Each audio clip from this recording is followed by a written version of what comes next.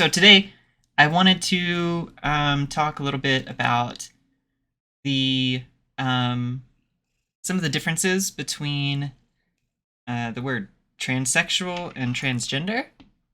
I've seen a lot of people like on Twitter and other social medias and YouTubes and stuff. There seems to be a little bit of a divide between different people in different parts of the community. And I just want to talk about it because it seems like depending on who you ask, like sometimes there's not really a difference. It's just like phrasing, like people prefer a different word. And then sometimes you get some like really essentialist stuff, like transmed level stuff. And so I just wanted to talk about that a little bit with a bunch of different people and see what everybody's different opinions, stuff like that is.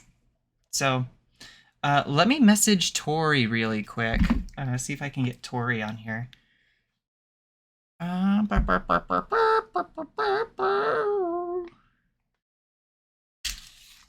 Charlie. Hey there. Thanks, Ratswing, for the follow. Appreciate the support. Can you hear me okay? Is everybody able to hear me okay? I'm not like blowing everybody out, am I? I hope not.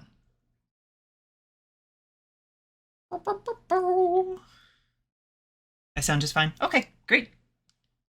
All right, let me see if I can get Tori in here. We'll go ahead and get started. I'll message Annabelle too, because I know Annabelle wanted to come in. Meow, meow, meow, meow, meow, meow, meow.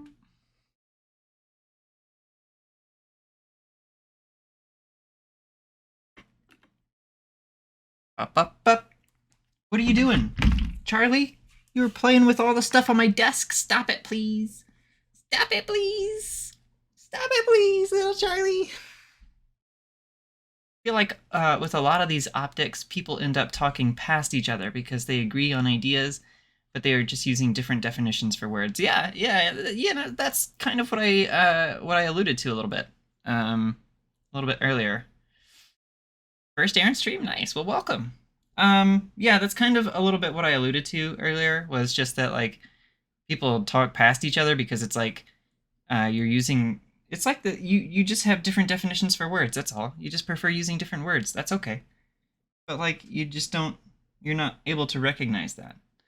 So that's why I kind of want to talk to a few different people about it, because it's like everybody seems to have their own, I guess, perspective, interpretation, whatever. Tori is ready, so let's get Tori on in here. Hi there, Tori. How's it going? Good. I'm doing well. It's been a while since I heard from you. Annabelle will be joining us shortly to join in on the conversation. But yeah, so you were one of the first people to respond. You wanted to jump in and talk about, we're talking about transgender versus transsexual and what that means to different people. So what's your take on it, Tori? How do you feel about it? Oh, wait. Hang on. Sorry. 1 second. Okay. Can you hear Tori now? Hello. You should be able to. Okay. It should be okay. Okay. Okay. Yeah. Tori, what's your take on it? How do you feel about transgender versus transsexual? So I guess I'm kind of split on it. So I understand why some people want to separate like the experiences of medical transition to an extent, you know, like I can understand the desire to have a classification for people like that. But for me, it's not something that like, I guess I personally relate to for transsexual. And this is why. Even people who don't medically transition, like several xenogender people I know, or non-binary people, or even binary trans people, I still relate to them on so many different levels. So for me personally, I don't really see a need or desire to separate myself from them, if that makes sense. Yeah. Like, I essentially, like, I see and understand that people want to do that, but for me personally, I have zero desire to do so, because there's just so much things in overlap that I relate with them on. And one of the big things I see people say that end up identifying as transsexual is that, like, oh, well, I don't relate with these certain people. So I want to have a label for people that medically transition that I can relate with. And I don't know. I've just thought there's still a lot of overlap of a trans experience even without any sort of medical transition. Yeah, I was just thinking about that as you were talking. Was that like the similar, even setting aside medical transition for a second, the similarities, like in the types of experience that whether you medically transition or not, trans people go through regardless, right? Like coming out, being misgendered, being dead named, dealing with legal paperwork. If you're actually going to change your name, you don't have to medically transition to change your name. Like just like a whole host of experiences, like presenting and passing and all this other stuff. Like, I'm gonna turn the volume on that down a little bit. Thank you for the follow. Yeah, so a lot of the experience is the same. So why? I understand the desire for a lot of people to like want to separate these two experiences, but there's just so much similar. I don't understand the point. Like, if the only difference is that literally you just either take hormones or you don't, and everything else is the same, I don't see the need to separate us on this level. I just don't see it. So yeah, I agree with you. I get it if you prefer one term over the other, and I'm happy to respect that. But I just don't. I don't see a point to it. you know? Yeah, and for me too, I think that the word transsexual in general, it has a lot of connotations from its history and usage, as well as that like it sounds like a sexuality to a lot of just normies. Yeah. Like if you go up to a normie and say, I'm a transsexual, like I can guarantee you there's a fair bit of people they're gonna be like, are you like sexually attracted to trans? Like that's what that'd probably be the first thing that comes to mind for a fair bit of them. So for me, I just think even as far as a word, I think it's a word that's confusing in the way that it sounds, because it sounds like a sexuality. Right. And then just like I don't know, there's a lot of history behind the word transsexual too, and like the way that it was used towards certain people. And stuff like that, like throughout history. Of course, you can always reclaim some things. That's not out of the question. Right. I guess just for me, I dislike it also for those reasons. I think it's confusing to a lot of people. Yeah. Well, I mean, to touch on a little bit of what you were saying was that, a lot of people are going to, when you walk up to somebody and you say, hey, I'm a transsexual. On average, you're going to get a more kind of like, I don't know, awkward looks kind of response. People will jump to the assumption that you're primarily doing it for sexual reasons, right? They'll hang on to that sexual part. One of the biggest, whether you like the media or not, one of the biggest exposures to trans people that a lot of cis people or normies or whatever have is from Rocky Horror Picture Show. You're familiar with that film, that musical? I haven't seen it before. Really? Okay. So it's basically this couple are driving along after getting married or something, and their car breaks down. It's rainy night. They walk up to this, the nearest place in the middle of nowhere is this spooky castle behind a gate, and probably not a castle. It's probably like a house or something. But they knock on the door and everything, and they're very conservative, very like typical married couple, cis heteronormative, and the house that they go to when they're stranded after their car broke down is just full of like degenerate queer people that love fucking each other. And one of the main characters is Dr. Oh, fuck, what's his name? What's the doctor's name? I can't remember, but he's played by that Oh, shit, I can't remember the actor's name either. I'm so bad. I'm so forgetful. But he says he's a transsexual transvestite from Transylvania is his big thing. But yeah, Frankenfurter, played by Tim Curry. Yes, thank you, St. Clair. Yeah, Dr. Frankenfurter, and he basically the entire movie chases around the married couple, trying to have sex with each of them individually, right? And then try to get them to have a threesome or whatever. And it's very very sexual oriented, right? So I totally agree with you that when you walk up to a typical like cis person, heteronormative, you say something like transsexual, that's what they're going to think of is something hypersexualized where that is the main aspect of it, right? You transition for a sexual reason, right? They're not going to think of sex as in the binary medical like male or female sex. That's not what they're going to think of, whether that's how you intend it or not, right? They're going to think of, oh, you transition for sexual reasons, right? And so I think transgender is a little bit better of a term for that. It's not as weighed down by those same connotations. It doesn't have that same history. So I prefer transgender over transsexual personally. But I just wanted to say that I see exactly where you're coming from, and I've had a lot of these same thoughts myself recently. So yeah, I'm glad that we appear to have the exact same position. That's really fun. I think also it opens up a lot of confusion of, okay, so medical transition, what does that mean? Transition is different to many different people. There's non-binary people, like microdose stuff. Are they transsexual? If someone just does HRT, has no plans to do SRS, are they transsexual?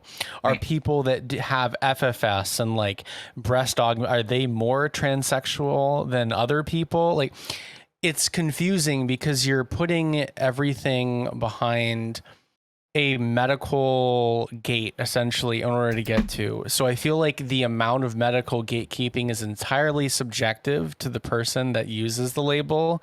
So one of the things I've noticed is there's people that will be like, oh, you just have to be on HRT and you're considered transsexual. I've seen people take it as far as you have to have SRS and this and this, or I've had some people say you just have to have a desire to do so. So it seems like among the people that use it, there's a lot of different interpretations for it. And I think that also makes it confusing to a sense. Because like if you're on the other end of that and you hear that word, like, and you see all these different interpretations of what it means, it's kind of confusing. Like, what level of medical are they referring to? Like, if I was like a new trans person, what do I know? What do I go with in terms of that? Where transgender feels like a more open, inclusive, and just sort of like, I guess, easier to follow along with than transsexual is for me. Yeah, I get that.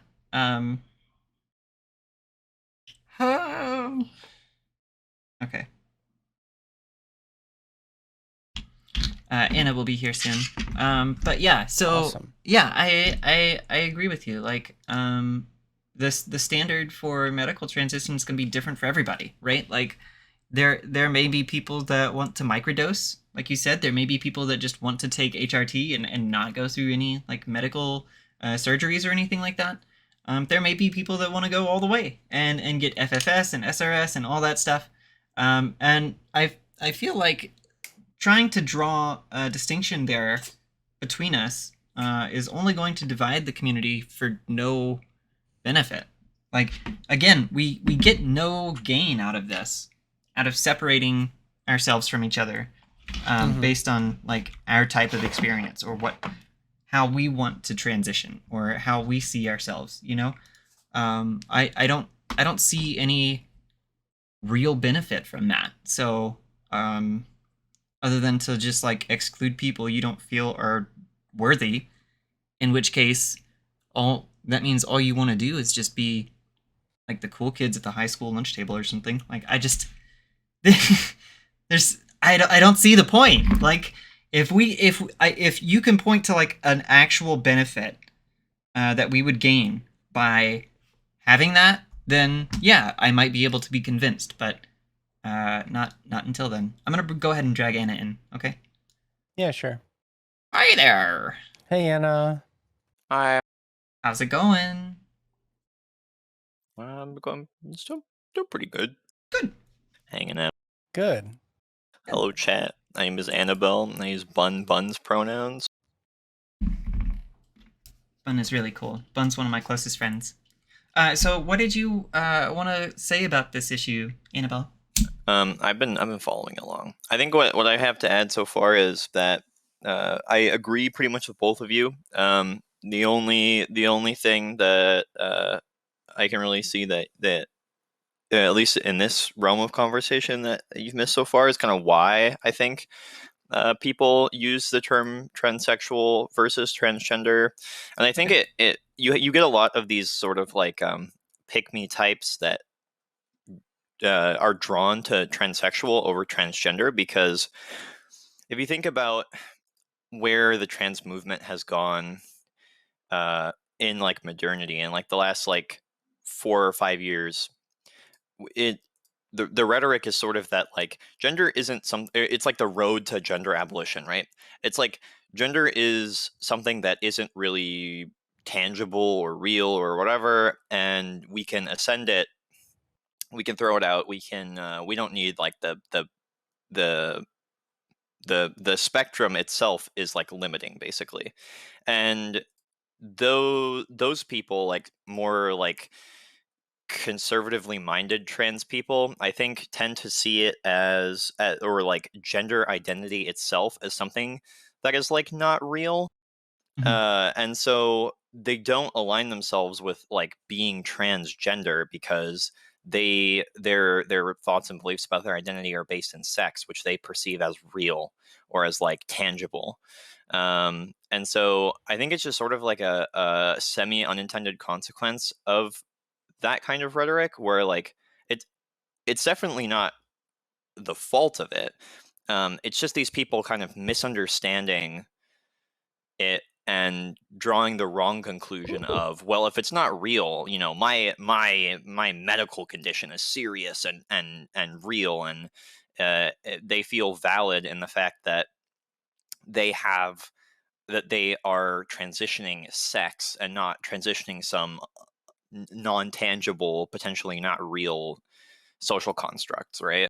Hmm. And so they latch on to the label of transsexual as like a way of distinguishing themselves from trenders, basically.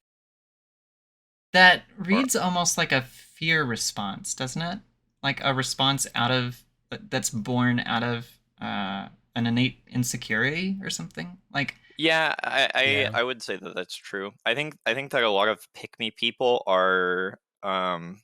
I think that there's kind of two directions that you can go when you're when you contemplate like transness, and one of the directions is like, these are things put on me by society and I have to figure out ways to cast them off. And then there is the other direction of like, the sort of appeal to normalcy of like, this is just how things are, so I should try to fit in. mhm. And the people who try to fit in construct their entire identity around doing so, and concepts like transitioning gender don't really stick to them because they're like fundamentally not based in things that society accepts. Whereas like transitioning sex has like there, you can say it has like an explicit medical precedent. That's why there's so much insistence on the medical transition, surgical transition. There's so much emphasis put on like strict physical presentation criteria or passing or other things. Like that's why I think you see a lot of pick me's end up, when they doom, they don't self-destruct in the same way that a lot of like Like when I've seen non-binary or xenogender or even binary trans people who are gender abolitionists, when they've gone through like rough periods and I've seen doom posting from them, a lot of the time it is it's self-directed, and but not like externalized, right? Whereas like the more pick me people tend to try and externalize it with like, oh, if you're under or if you're over 21, you shouldn't even bother transitioning. It's not even worth it. Or the transitioning just made everything worse for me, because they feel that like by going against society that they've just made their circumstances more difficult. Yeah. Okay. Interesting. Like the entire thought process is at its core conformist. Yeah. And a lot of the things that they do to rationalize trans identity are like inherently against that, right? Like just the concept of transitioning at all is not conformist. So the things that they have to do to kind of like cope and bend those ideas that don't want to, or that fly in the face of conformism into their ideology, I think it makes sense that they would want a separate label for themselves as well. Yeah. Yeah. I guess I could see that. That's interesting. I hadn't thought about that perspective really. So it's interesting to kind of consider where they might be coming from. And I certainly don't wish anybody to struggle. Regardless of your beliefs on transsexual versus transgender and gender essentialism and stuff like that. At the end of the day, like I said, a lot of our core experience is the same. I don't, I don't want anybody to get to experience the awful things that we all have to go through. Dead naming is awful. Misgendering is awful. Not being seen as the person that you feel you are on the inside. It's just awful. Part of the reason why I wanted to have this discussion is because I feel like we should all kind of like set aside some of our differences. I mean, especially recently with everything that's going on, we're kind of losing rights left and right. Like I don't really feel like this infighting is really important right now. I wish that we could all kind of just like set it aside at least until we get like some basic core stuff set, right? Like everybody has the right to change their gender or their sex if they want to. That's a core belief that we both share. People on both sides of the aisle here. So I just I wish that we could focus on that maybe a little bit more. I don't know. I have friends that are on kind of both sides of the aisle that really like transgender, really like transsexual. And for me, my thing is like, as long as you, I guess, keep that sort of the transsexual thing and don't just like throw it at other people. Mm-hmm. In terms of applying labels, like I don't really care. Like if someone started saying, "Oh, well, Tori, you're a transsexual," I'd be like, "No, I'm transgender. That's what I identify with." Like it doesn't matter to me if I meet your criteria of what, or not your meaning hypothetical person, of what transsexual is. Like it doesn't matter to me. That's not the identity that I identify with. Yeah. So as long as that is fine and they're not applying something to me, I really don't care how they personally identify. If they want to identify as transsexual, that's fine. And there's also a lot of overlap, like you were saying, in terms of like especially what's going on right now with like trans medical care in several different states and stuff. So I definitely think there's overlap enough to not be conflict, but I think the constant conflict that happens is the pick me like trans med type people that adopt the label, and then that turns a lot of people off from wanting to engage with that. Yeah.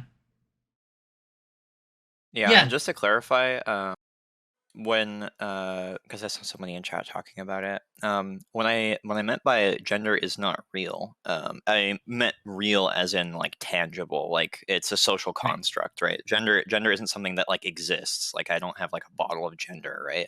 Yeah. There's no real way to like quantify gender other than like kind of a set of assumptions, but sex is something that you could argue is real. I mean, it's like kind of bimodal, but it's definitely something that you could at least kind of quantify. Whereas Yeah. like gender is something that's completely arbitrary. So that's more of what I mean. Yeah. Well, I mean, it's again, I don't see any problem with people using whatever term they feel comfortable with, right? It's just at the point where you start enforcing it on others and trying to exclude others. That's where I kind of draw my issue from. Yeah, I would agree with that. Yeah, pretty much the same. I wish we had I somebody with like a differing opinion, somebody that we could argue with here. Huh. But I mean, Well, all I of mean, us are just like taking W's. I mean, Constantly. the devil's advocate stance is literally, I think, as a little bit of what I was talking about earlier, which is just that, like, I think a lot of people who identify with transsexual just like are upset with the idea that gender isn't tangible, and so they don't see themselves as transgender. They see their transition as something tangible to them. They see themselves transitioning physically, transitioning socially, transitioning in a very tangible sense. And Mhm. so the label transgender doesn't mean anything to them. And to be totally fair, I don't really think it means very much at all because, like, moving. It's not like you were like shot out of the womb and then you were just like, ah, yes, I am X, right? Yeah. It's kind of something that you develop over time and it's intrinsic to you, and that thing never really changes. It's just like temporarily influenced. And we can see that by like the fact that conversion therapy doesn't work. So like if you put somebody who identifies as a woman into conversion therapy, they might like misguidedly think that they're not for a little bit, but eventually they're always going to return to that kind of homeostasis of like, this is how I internally feel.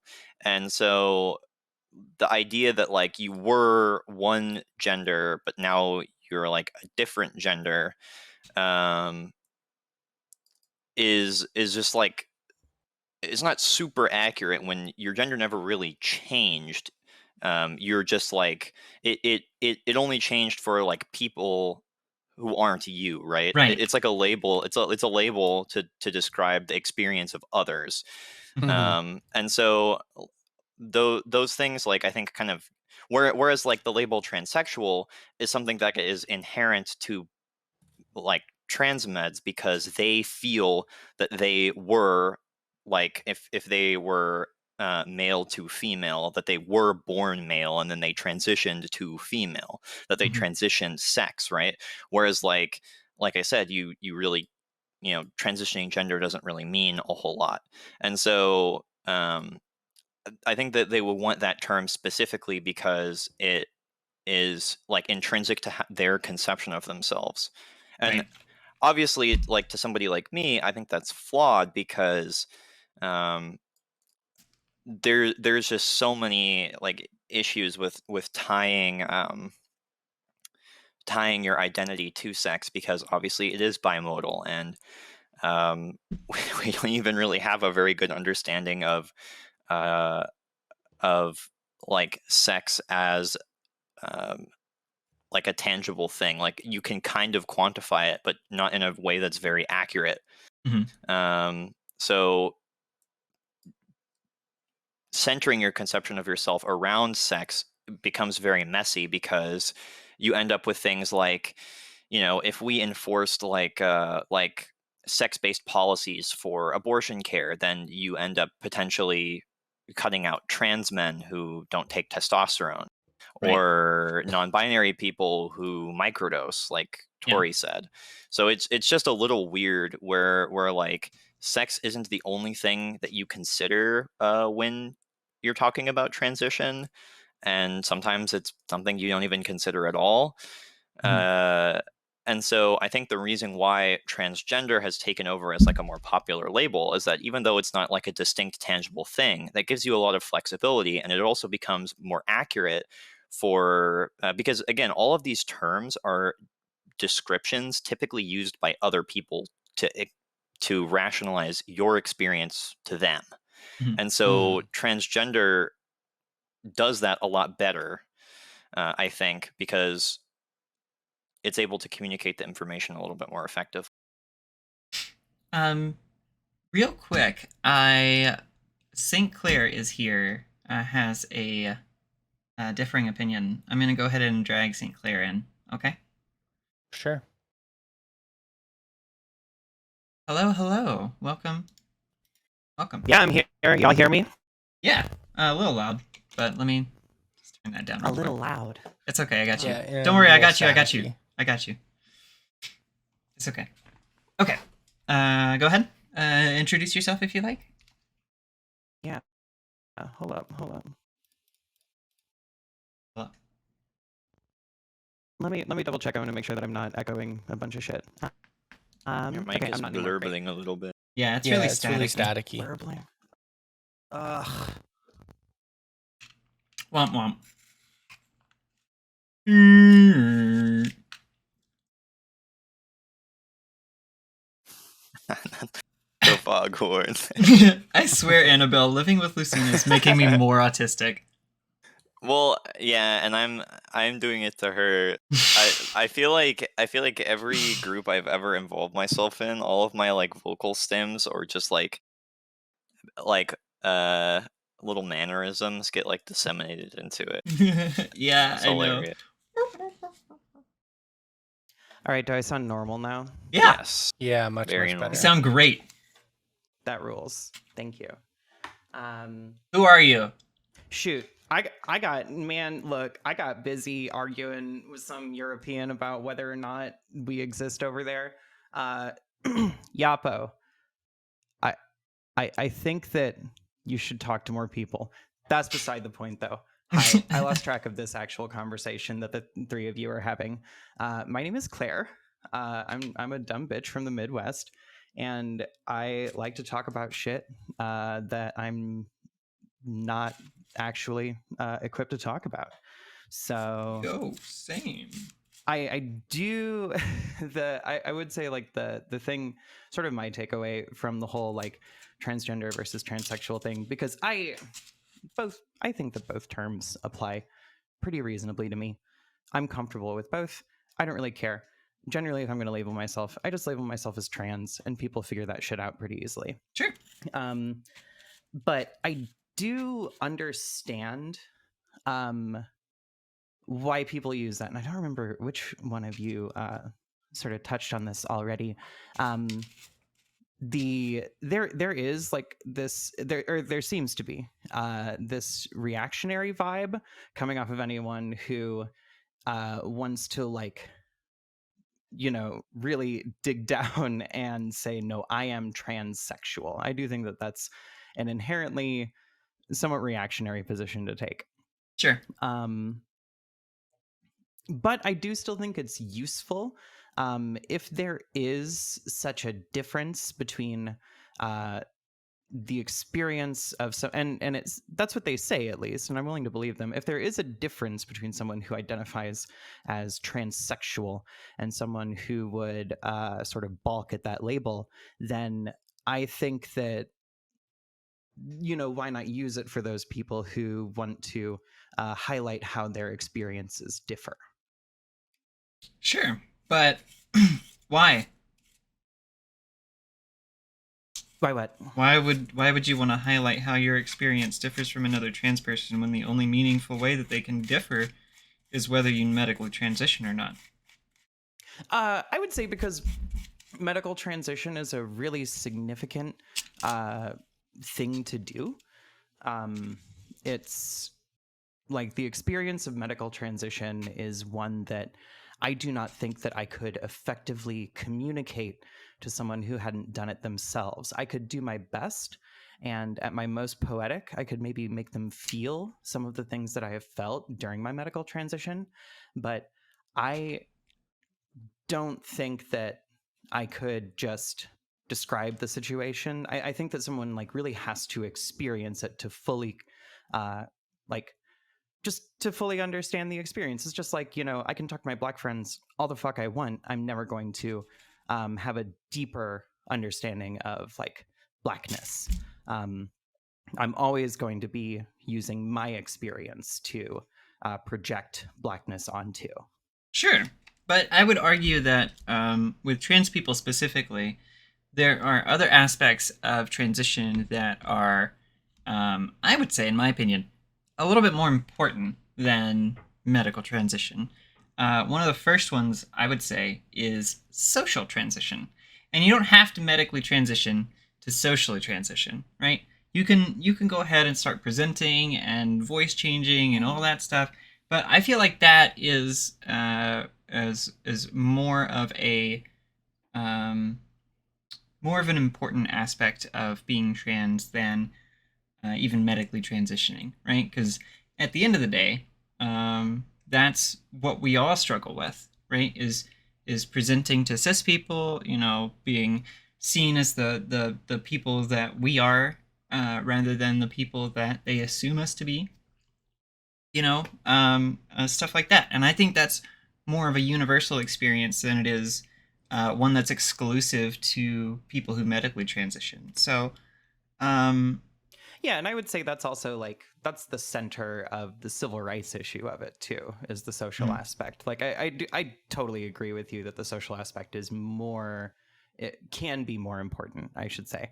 But the medical aspect is still super important. Like I know they're trying to keep us out of bathrooms and shit, but they're also trying to take away our meds. I don't think that I've ever, and I'm talking about in my day-to-day life, not on Twitter. Twitter is not real.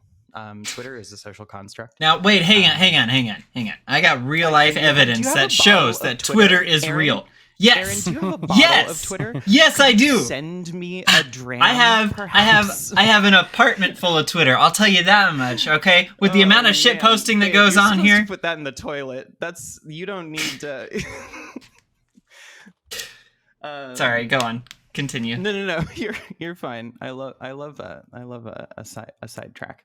But I would say, like, when I'm talking to conservatives that I see in my day-to-day life, I don't think that any of them, and these are just the ones that I've directly confronted about, none of them want me to stop, well, maybe they do, but none of them will actively attempt to stop me from dressing feminine, or they'll never stop me from voice training. They'll never stop me from any of they will not stop me from getting bangs. You know what I mean? Like, they're never going to do that, but they will try to stop me from getting my meds, and they will try to stop me from ever interacting with a child. So I think that it's really hard to detach the social from the medical when it comes to the sort of like the social justice aspect of the activist aspect of transness and the way that it happens in the world. Sure. Yeah. No, I see what you're saying. But I just I really just the way I'm looking at it is at the end of the day, nobody is going to be privy to what is under my clothes except for the people that I want to be privy to that information, right? And that's what I'm thinking of, is when we're talking about medical transition, changing your genitals or taking hormones or removing your breasts, whatever it may be, none of that is going to be seen by people that I don't want to see it, ideally, right? But on the other hand, when I go outside, I have to socially present to everyone, even people that I don't want to perceive me that day. But you know what? They're going to, because I'm out in a public space.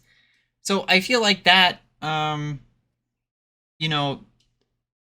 that aspect, I feel like a lot of our experiences are very much the same. Whereas medical transition is more of a personal decision, whereas social transition is something that you are pressured to do by everyone. And I would say that which bathroom you go to, I would say that falls under social transition. Rather than medical transition. I think medical transition, I would say there's a good amount of pressure on medical transition too, because when you think about hookup culture, especially for young people, if I don't have bottom surgery, I am putting myself in more danger than if I never Sure. get it. Like, I am just by nature of existing as somebody who is feminine with a penis, I am putting myself in essentially, like, in air quotes, unnecessary danger because Mhm. I don't want to get bottom surgery. And also, like, there are other things like FFS or hormones that, like, some of the effects that you get from hormones that are like super pressured onto especially trans feminine people with beauty standards and things like that. Mhm. A lot of um, trans masculine people feel that they have to take testosterone or they'll just be labeled as AFAB. Yeah.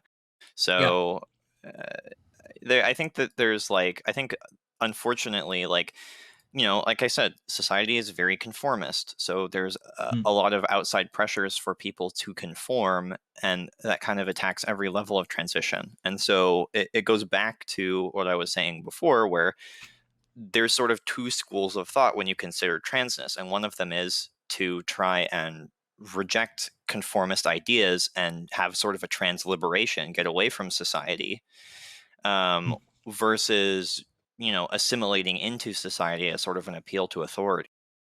Right. Uh, and that is like the major distinction, I think, between people who like there are obviously some people in the middle, because not everything is a strict binary, where they're just fine with transsexual as a label because they either don't care or for whatever reason they have like a personal criteria for doing so. But I think a large majority of the people who use transsexual, and especially the people who use transsexual exclusively, are the people who are just in this other school of thought, who um, are their sort of self-conception and their ideology when it comes to gender is just conformist. Mhm. So, I do have a few things to say here. One, I do think that medical transition is obviously the current focus in terms of a lot of attacks, but there definitely are a fair bit of, well, pretty notable legislation that is targeting social transition. I mean, there's Don't Say Gay, which, I mean, attacks like you want to use pronouns, names, stuff like that. Your actual like physical presentation, you can get outed to your parents. And then also, this one kind of flew under the radar a bit, but Ron DeSantis filed a complaint over a drag show, citing a 1947 law or decision by the Florida State Supreme Court on quote unquote men impersonating women. Mm. So basically, like, yeah, sure, things are like mainly medical stuff right now, but if you think that they're not absolutely going to go all the way and target social, Yeah. I just think it's a little naive personally. Like, they're absolutely going to go after Yeah. social transition, and they're already making steps towards it. Mhm. So, Well, and they already have in the past. So for any non-Americans or for all of the young people in the audience, actually, I feel like I'm with a bunch of old fucks right now. And I don't know how old you are, but I'm 22. okay, so I'm with two old fucks, and a tiny baby. Hey, Lucina. I do feel like, I don't know, like it's easy to forget the fact that like these were laws on the books in America, like all of America, from New York to Cali, like these have been laws on the books. There was a period of time where a cop could just like, see you in a skirt and be like, show me your dick, motherfucker. And they could ticket you, arrest you, beat the shit out of you, whatever. So like, for anyone, and I want to make sure, I know I came in as like a devil's advocate, transmedicalist, whatever the fuck bullshit I am.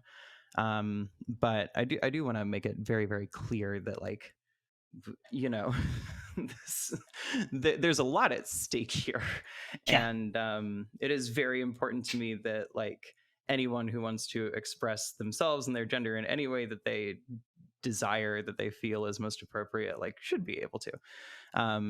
And yeah, like I'm actually pretty sure, I haven't looked through the Missouri code, but I'm pretty sure that if I did, I would find some law that makes just me walking down to the corner store a crime. Yeah. So, Mm-hmm. like the social part is already there. And it seems that, so for me, like from my perspective, it seems like the social parts are always been there, and the medical part is the new thing that they're starting to target. I don't think that maybe people had issues getting hormones just because of availability, say prior to 2012, but the actual issue of like not being able to get them anywhere without worrying about some sort of a legal repercussion, I think that's a pretty recent development. So again, it's just a big blob of bullshit coming our way, but I do think that like they're I don't know. Once again, I just think it's all too tied up for me to separate. Yeah. Well, we've been going for about an hour. Surprisingly, time moves very quickly. I am going to take a quick couple-minute break. When we come back, I want to talk about kind of more like infighting within the trans community, and what can be done to kind of redirect our efforts more toward fighting our actual enemies rather than each other.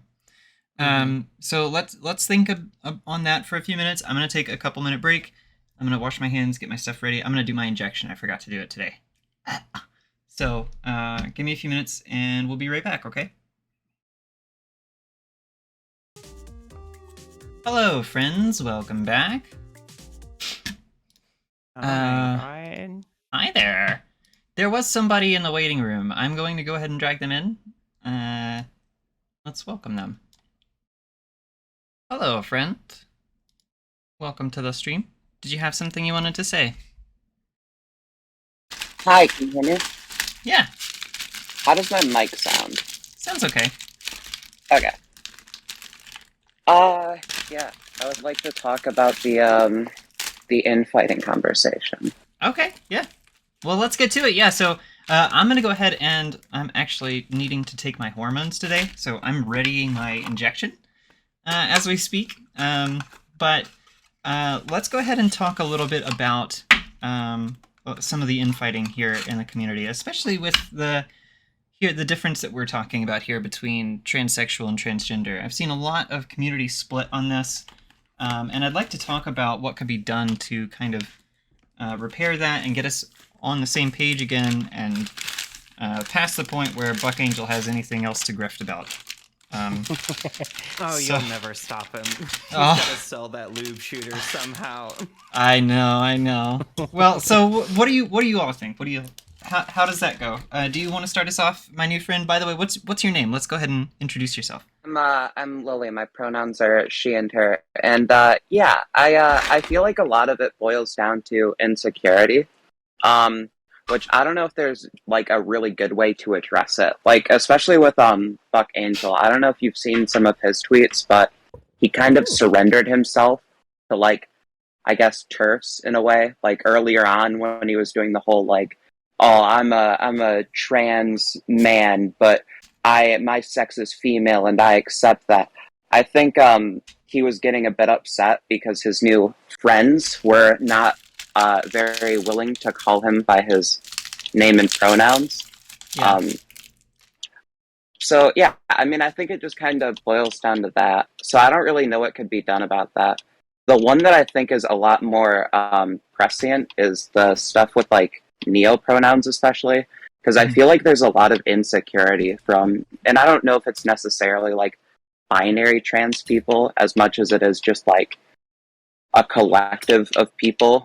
But I think it's like they see it as like, oh, this is what's holding us down, right? I mean, before this, it was like non-binary people back in 2016. But I think it's just like another way the community tries to push blame onto another group of people.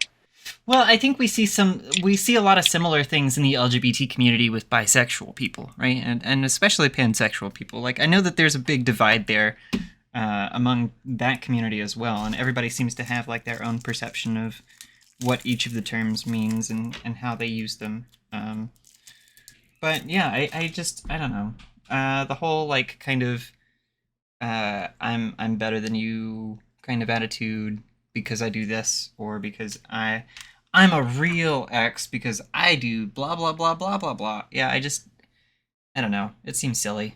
And Yeah, it's kind of the same thing. I don't know if it's resurfacing somewhat because there's been so much like backlash at trans people. I mean, it's kind of relative to like that whole like 2016 Gamergate era, but I feel like the backlash has kind of spawned a group of people to be like, hey, well, wait, well, I'm not one of these people who you're talking about. I'm not one of the crazies. I just want to live my life. right. Without like understanding that that's kind of the position that everybody's in, and just because you think you're one of the good ones, trademark, it's not really going to help you, especially if you're talking to people who are like trying to get trans people killed. I don't know. Yeah.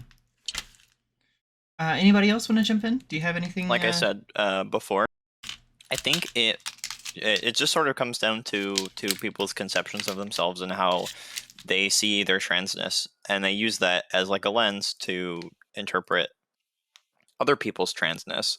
And there's like a term for that, like a bias of the self, but I'm forgetting it. Self-conception. Yeah, but there's like a specific term for like when you use your worldview as like a template that like everybody else's worldview, or that like that like your worldview is like the worldview basically. Anyway, I think everybody suffers from that bias in some form, and I think specifically people who are upset at like xenogender people for having, or just anyone who uses neopronouns, is because like it's like, again, it's something that they can't conceive. It's something that they don't apply to transness, or to specifically to their transness, and so it's not real, and therefore it's not valid, and therefore it is not trans and needs to be excluded. It has to be gatekept, because if the garden is not in order, then it affects their validity. Yeah. Well, I feel like give me a sec. I kind of lost my train of thought. But yeah, I definitely agree with that. Okay. Sorry, hormones taken. I would love to push back against that a little bit. So actually, the last time I streamed back in July, Aaron and I talked a little bit about just about neopronouns and xenogenders in general, because Well, that was the last time you streamed. That was the last time What? I streamed. Babe, I've been Boy! working 50, 60 hours a week Oh. every fucking week after that. I am rough. I It feel is you. bad over here. So yeah, I haven't had time to do much of anything, really. None of my fun hobbies. I'm going a lot of walking. But yeah. So when we talked about this a little bit, it was definitely like a big information gathering experience for me. Like so full disclosure, I stayed off of social media until quarantine started, and I have only started interacting with trans discourse as of, I want to say, like April or May of this past year. So I have a lot to learn that I'm trying to learn. And one thing that I really, really wanted to figure out was like, what's up with the xenogenders? What exactly, like, and also why is everyone mad about it? Because I still do not fully understand where the link is between what xenogender people experience and why they choose to label themselves as xenogender. I don't see the link between that and gender. I understand that xenogender is in the, like, gender is in the name, but I still don't understand how that relates to gender as a concept. That's something that I have a lot of trouble with. And Yeah, I can break that so down. it maybe later. No, we go should ahead. Be friends. We should. No, we should be friends and just talk about this. Because I think that there is a bigger conversation that's probably more constructive in this moment. But I just wanted to conclude by saying, like, I definitely understand a little bit about where Yapo, the very polite Romanian in chat over here, I definitely understand where like some of these questions come from, because I'm placed into a position where okay, yeah, I don't necessarily understand like why can't this person just be X? Why can't they just accept X? Um, and so, and as far as like how a lot of trans medicalist, transsexual identified individuals feel, I can't speak to that because I feel like I've been called that once or twice, but I don't consider myself that. But they are still in this position where, and this is just my guess, you have a bunch of people who have spent the past like 5 or 6 years, 7, 8 years, God, it's been a long time, 10 years, arguing about how you can sort of expand your definitions of a certain thing this much. And they've been probably using the idea of expanding it even more. They've been saying, no, that'll never happen. That's not real. And then when the bubble starts to expand, and I don't have my camera on, I'm spreading my arms out like a big, big bubble. Everyone spread your arms out like a big, big bubble. Think about a big, big bubble. Thank you, Aaron. Thank you for doing this.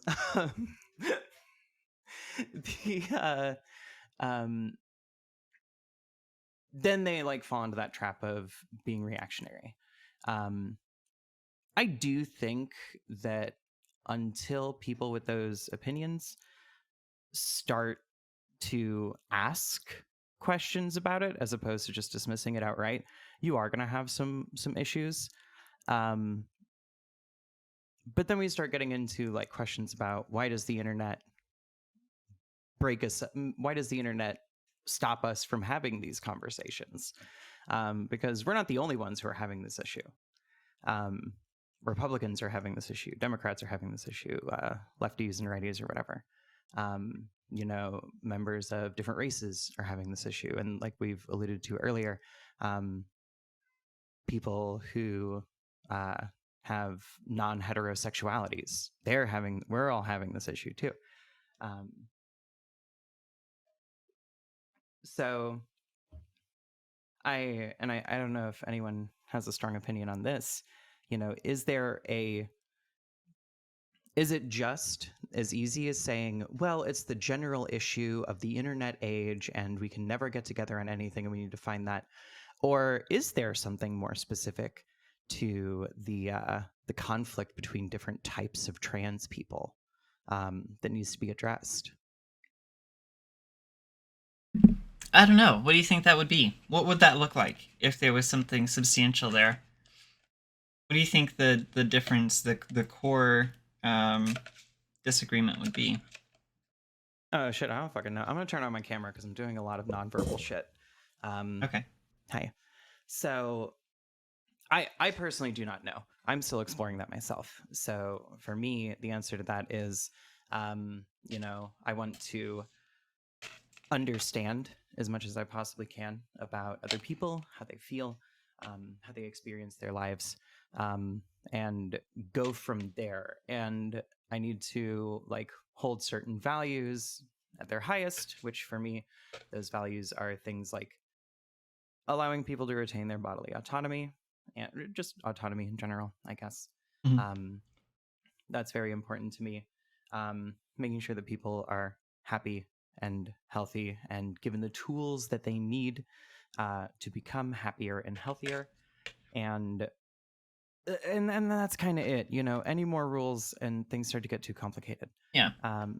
I like to keep things general. Sure, that's fair. But yeah, I don't have a fucking answer for that. That's why honestly why I hopped on the stream. It was like, oh, here's this nice lady who I don't think I agree with. Let's see what she's up to. Well, yeah. At least we can have a nice I conversation, here looking for answers. Right? Yeah, exactly. Well, yeah, I really at the core of it, I really don't think there's a whole lot we disagree on. And that's Yeah. my whole point, is that like there's so much that we have in common with each other just being trans that oh, Lucy, you want to pop in? Okay. Yeah, let me do that. Sorry. I do want to add off the top, just for the audience, that like when people say like xenogender, it's not like a separate gender identity or like a separate category of transness. It's just a way of describing non-binary identity. So like you can consider xenogender people non-binary at like, but the only thing is, right, the caveat that you have to have in this kind of framework is that it's extremely reductive. And I think non-binary identity at all is extremely reductive. Some people don't care about that. Some people want to live in that reductiveness. They want to kind of float around in the gray area. Some people define it to a set of conditions, like being gender fluid or gender queer. And so non-binary identity is a little envelope pushy in that regard because, like I said, it utilizes the flexibility of the fact that gender is a construct. So xenogender people are just another face of that coin. And they're just simply using either parts of their lived experience or parts of their internal conception to construct a metaphor that extrapolates parts of their non-binary identity. So like if you were to say like I'm this point on the gender spectrum, like that means basically nothing to nobody. And a way that I used to explain it to like my parents and my friends was like, if California is male and New York is female, then I'm in like Illinois. And that's a great metaphor, but again, it's just a little lacking and it seems kind of impersonal to me. And using stuff like they, them pronouns was super clinical, and I felt a lot better when I could personalize my conception of my gender identity and construct my own metaphor for it that made it feel like it was my identity. And that's kind of that's hard to do when you're non-binary, because again, sometimes the labels for non-binary identity are so reductive. So I just wanted to like clarify that and hopefully answer some questions for people watching, because it is really an easy thing to understand, and it's not too different from other non-binary identities, like I mentioned, being gender fluid or gender queer or anything like that. So I just wanted to kind of get that in before we give Lucina time to speak. Yeah, actually, before I let you speak, Lucina, let me just really quick, I want to plug this while we have everybody here. I'm partnering with Progressive Victory 2022. We are doing the Transl Culture team, where we are helping people organize to get legislature out there to protect trans rights. If you type !map in the chat, you will get a link to the website translculture.com. Sign up for some volunteer shifts. Let's get some actual legislature done here. Get some rights on the books, so that way we don't have to keep having these silly little fights. So yeah, please check that out. And with that, go ahead, take it away, Lucina. Hello, it is I, Lucisev. Saint Clair. I kind of didn't. I was kind of just listening to this while I was cleaning my room. I didn't quite pick up the.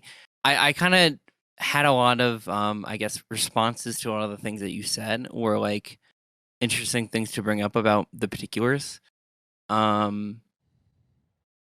But I felt like I didn't get like a cohesive point that I can really like bite my teeth into. Do you think you can like repeat some of that, or go over like any kind of specific feelings you have regarding like xenogenders, or like other things I'm like I'm that? gonna need you to be more specific in your question, because I've had a couple tonight, and the short-term memory, it's not here.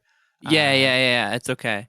So if you have any particular points that you wanted me to like go back over that you feel like I could clarify, please let me know. So I think you were trying to get at the idea of something around. Let me see if I can rephrase it in an effective way. There's something around squaring away xenogenders within gender, but also wanting to ask questions regarding it, not immediately reject it, and also the thing about the conflicts that arise within the trans community. And I wasn't sure specifically it was how it could manifest, or if it was like looking at a possible solution to that, or like why they happen. Why? Sorry, I'm so sorry. My friend is asking me how often is often enough to think about sucking dick. And I'm trying to parse that question while parsing your actual question. I'm very bad at this. Would you run that last Yes, sentence yes. by me? So Thank you, I think dear. what I'm most interested in is you brought something up in specific regards to the ways in which conflict within the trans community can manifest. Yeah.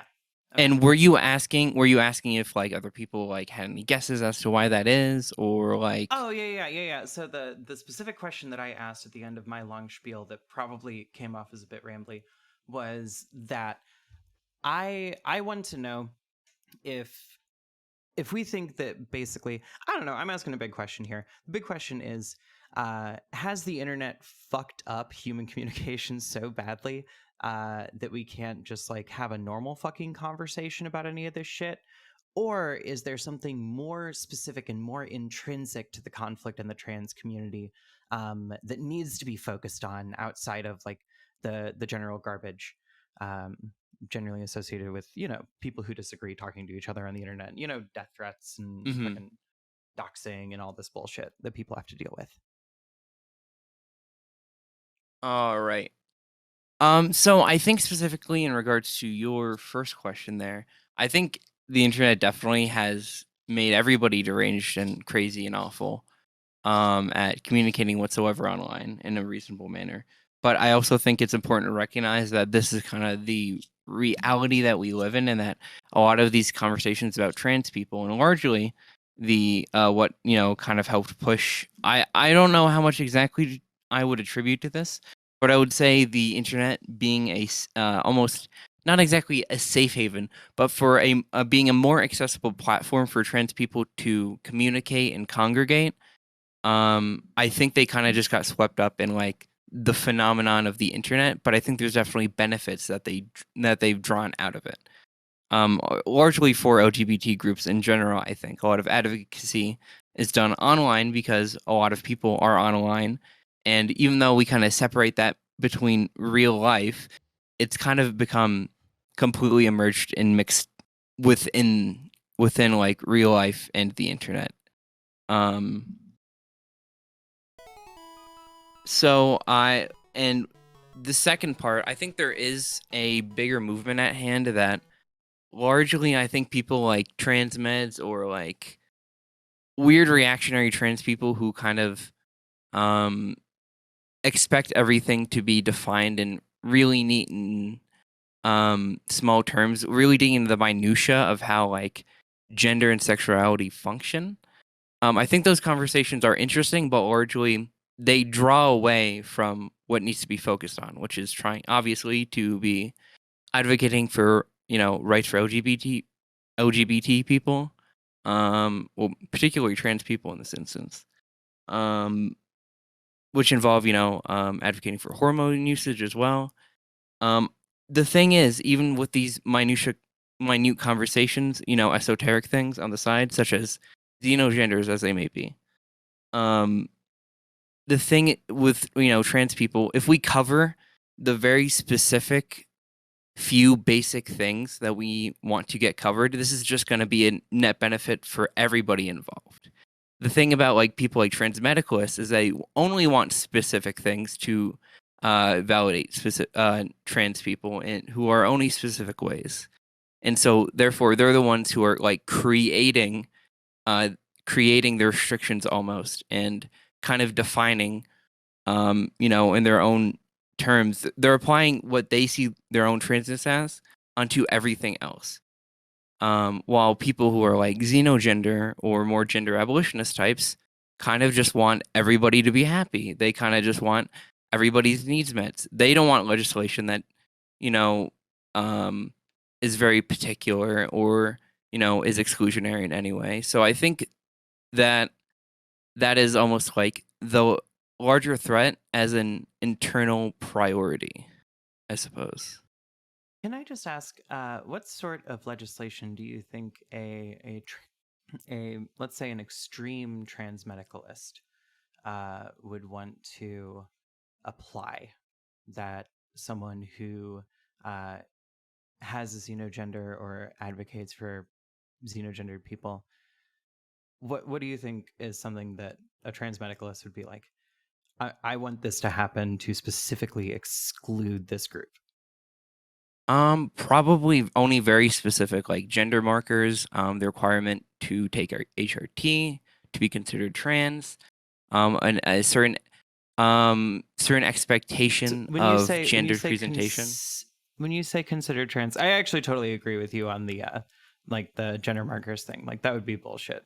Gender neutral gender markers rock. Those are cool. But you know, I really can't get past the idea that it does feel as though outside of some really minor stuff that I feel like I could talk down most trans medicalists from a position of like, these people are ruining my pool or whatever, my driver's license. I feel like you could focus on that and be like, look, it's not a big deal. Just fucking give it up. It's fine. But I can't think of anything, and I feel the same way about xenogenders and like people who support this. That I think that the split really is between like whether or not you think gender is fake, whatever that means to you. But I But don't. Oh, sorry. that's totally beside the point. I shouldn't have fucking said that. I shouldn't have said that shit at all. Damn it! What was I just talking about? I feel like both groups, as far as like policy that we would want to employ in our respective countries, it's all the same shit, right? Yes I mean, and no. I think What's for the different for shit now, though? No one can tell me the different shit. well, the For now, thing is yeah, that that's totally fair. That's totally fair. definitely for now, I'm definitely like- very concerned with right now. Yes. yeah. Right now, like sure, most like even trans medicalists support like basic, trans rights, medical transition, and maybe legislation might not be a huge part of it now. Well, it probably isn't a huge deal, but I can't bring any like super hard examples off the top of my head because not anything about specifically xenogender people. Probably against non-binary people, I would imagine. I wouldn't know exactly about that, but I really wouldn't be surprised if trans medicalists are currently trying to push for stuff like that, or or people who choose not to take hormones or socially transition, yada yada yada. But it's more also about the way that they frame the conversation around gender being trans as a whole, leading to people supporting bad ideas like that. Yeah, Or, can I jump in on For this? me, it's not even necessarily about them potentially supporting bad ideas in the future. It's about reinforcing bad ideas that we already have now. Like, especially when it came to me getting hormones, one of the things that worried me, even just when I was just like identifying as a generic non-binary label, getting hormones was a terrifying experience that like I literally lost sleep over. Like, it would keep me up at night thinking about going to a consult and saying the wrong things, that they were not going to give me a hormone regimen because I didn't fit their like characteristic stereotype of a woman or whatever. And so I wasn't able to actually be honest with them and tell them my authentic experience with transness and communicate to them what I specifically needed out of a regimen, because I was just worried about checking boxes on like a list basically to be given this prescription. So I think it's just kind of anxiety inducing for non-binary people and especially xenogender people to have to like have an experience that's specifically centered around binary individuals be like the template, when it literally doesn't matter if if we just made it like trans inclusive all. Yeah, Anna, you hit on some very, very real shit with the I just wanted the checklist to line up. Because depending on who you are, like I don't necessarily want to talk about my experience, but like depending on who you are, yeah, your insurance will deny you your shit. Yeah. They just will. Yeah. When I remember I didn't go through an informed consent clinic.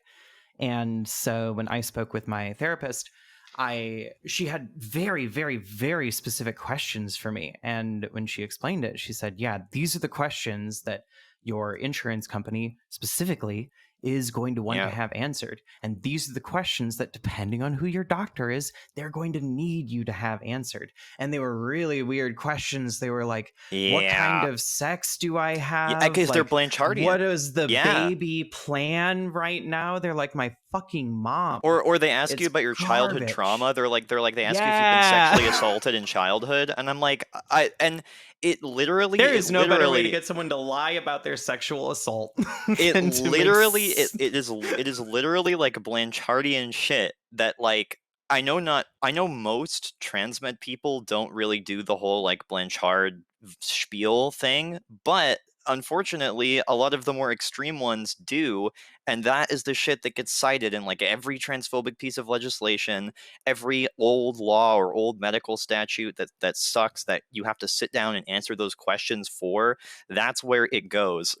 And so it just sucks even for binary trans people, because again, obviously not everybody fits this template, and my experience as a non-binary person is just somebody who like doesn't in any way, shape, or form.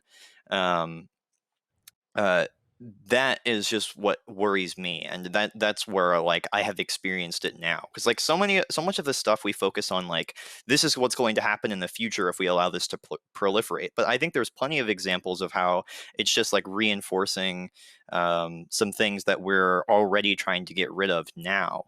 I just personally, the issue that I have like inherently with transmedicalism is that it can be an effective tool in the same way that like it basically operates off of the same principles that like the gay rights movement did in its inception, and that was fine then. But I feel like we've positioned ourselves a lot better in society to have more allies in capitalist society, to have more allies in electoral politics, to have more just general societal influence, that we don't really need those strategies that throw a lot of us under the bus anymore, that we're capable of reframing the conversation, like I said, as like trans inclusive rather than like trans what certain bigots will accept. And I don't know, it may just be because my experience as a non-binary person pushes me kind of away from seeing it from like the transmed point of view, because so much of it just like conflicts with my identity and with my like social wants and medical wants. But that's just kind of where I'm at with it. Yeah, can I jump in here? Yeah. Um, Yeah. So, Claire, I think your question was like, what would the like real issue be like on policy that like trans meds would have that like I guess non-trans medical people wouldn't have.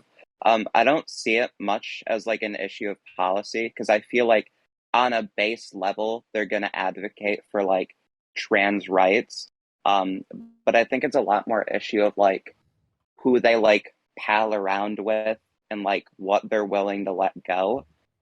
Like even with like people like Blair White or Buck Angel, like they're kind of seen as like a token for like a lot of these like trans exclusionary types to use, so they can be like, oh well, I'm not transphobic, I'm just trying to protect single sex women's spaces. And even with like Buck Angel, a lot of like the trans medicalist talk is like, oh well, yeah, I'll accept that like I'm, one of the good ones, but like you wouldn't want me in your all women space. And they're like, yeah, I'll make an exception for you for now. But I feel like when it comes down to it, like the issue that like I mainly have with like trans med people is like they're kind of goading people who might be like naively accepting into like being a lot more aggressive against like all types of trans people, if that makes sense. I don't know. Did I phrase that well? I think you did. Can I respond to that, or did anyone else want Yeah, to no, jump go in? I know I talk a lot. Everyone good? Okay. Go for it. Yeah. So I guess my question there is like, so I completely understand. I do not like Blair White. I do not like her version of activism. I think she's kind of a fucking trash fire human being overall. I think she is a capital B bad person, probably. Buck Angel, I mean, kind of the same shit. He's profit driven. let's say. And, you know, all due respect to that, I guess. But I don't I don't think that most transmedicalist people are actually palling around with right-wingers. Like, Yeah. Well, I don't. I don't Go know ahead. if that's actually the case. And I would assume that when like most transmedicalists, and I'm thinking of like shit, let's just say me. I'm like a soft transmedicalist. I do believe that there is some inherent quality of my experience that is like beyond socializing. Probably. It feels beyond socializing. And I think that makes me different from cisgender people. Like that's where I'm at. And my understanding is that makes me similar to many transmedicalists. I don't know if that exactly makes you transmedicalist. I Yeah, think I would transmedicalist is disagree. more of a is more of a So prescriptive I don't, theory. I don't quite know what the oh god, I don't even know what a theory is, babe. Holy shit. I'm a cook. I don't do any of this shit. I don't read books. Not those kind of books. I'm trying to think of where I was.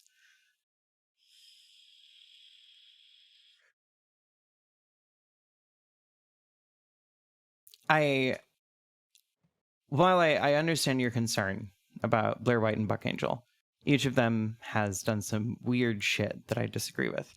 I just don't know like what like if someone can show me like violence coming out of a transmedicalist person, just someone on Twitter, not like with a platform, not like with, and is coming from their transmedicalism, then I'm a little bit more likely to agree.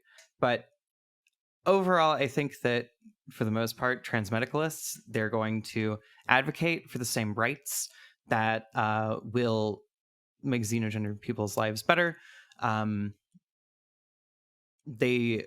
The only difference, and I'm not dismissing this difference, I think this is like where the conflict seems to be for me, is there is something going on where you're basically telling a person, you cannot be a part of this community, you cannot find safety here, you will not find love, you will not find acceptance here, you are excised.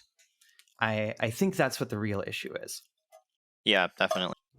I was just about to say than politics. I was just about to say that I wanted to revise my stance a little bit and say that my main issue or criticism, whatever you want to call it, with transmedicalism is that it's inherently exclusionary when it doesn't need to be. I think that's a bit more concise way to put it. Yeah. I would agree with that. That seems I think fair. I would agree with that more. Yeah. Like people definitely argue that it's like ineffective rhetoric or whatever, and that's why I kind of made the correlation to the gay rights movement. But I think that there's just like the if you take away the parts that are exclusionary, then it's fine. but then a lot of transmedicalists will be like, well, that's not transmedicalism anymore, and it's because it kind of isn't.